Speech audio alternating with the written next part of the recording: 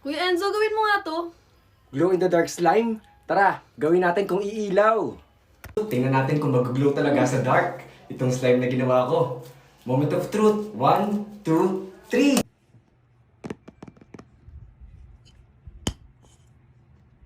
Tara at gawin na natin tong glow in the dark glue na nabili ko. Excited na ako kung mag-glow talaga to sa dark. Ilalagay ko na to sa lagayan. 229 pesos pala yung bili ko dito. Worth it kaya? Ilagay lang natin lahat yung glow in the dark glue dito sa lagayan na parang ganito. Yan. Kailangan ay simot na simot para sulit yung binayad ko. Itak-tak-tak-tak pa natin at pisil-pisilin para talagang simot na simot.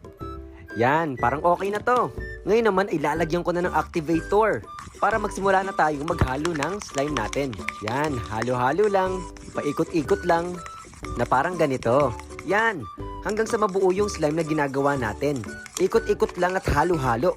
Kapag sa tingin nyo ay medyo liquid pa yung slime na hinahalo natin, ay dadagdagan pa natin to ng activator hanggang sa makuha nyo yung tamang texture ng slime. Ito, lalagyan ko pa to ng konting activator para medyo mabuo na yung slime na ginagawa ko.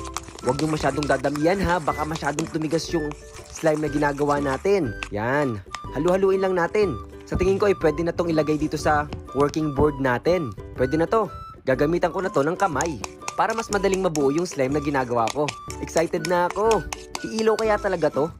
Kukunin ko lahat ng slime dito sa lagayan para talagang sulit na sulit yung ginagawa ko. Yan, mamaya sisimutin ko pa to. Yan, okay na to. At ngayon ay ready na tong masamasahin.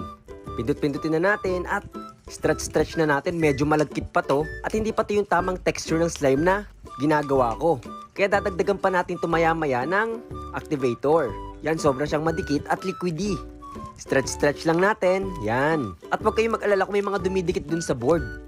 Dahil mamaya ay makukuha din natin yan at didikit yan sa slime na ginagawa natin. Tsaga-tsaga lang sa pag-stretch at sa pagpindot-pindot ng slime. Na parang ganito. Yan. Medyo talagang madikit pa to. Pero huwag kayong titigil. Kaka-stretch ng slime hanggang sa makuha nyo yung tamang texture. Yan, medyo nabubuo-buo na to. Ang ganda. Pero ang iniisip ko talaga kung iilaw talaga to. Gumaganda na yung texture ng slime ko. At unti-unti na siyang nabubuo. At hindi na rin siya masyadong dumidikit sa mga daliri ko. I-check nyo yung slime nyo kung gumaganda na yung texture, kung yung mga dumikit sa daliri ay nakukuha na ng slime na parang ganito. At syempre, patuloy pa rin yung pag-stretch nung slime na ginagawa natin para talagang gumanda yung texture. Yan, parang ganito. Sa tingin ko malapit na itong magawa at mabuo. Konti pang pindot-pindot at mga stretching pa. At kunin na natin itong mga dumikit sa board para talagang simot na simot. O diba nakukuha na niya, ibig sabihin ay nag-start na itong maging slime talaga. Ang galing! At tingnan nyo, ang ganda na ng texture ng slime ko.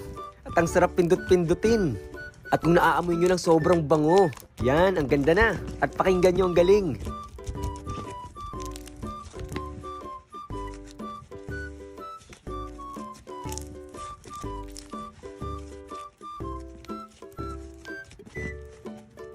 Ito na, set na tong slime ko.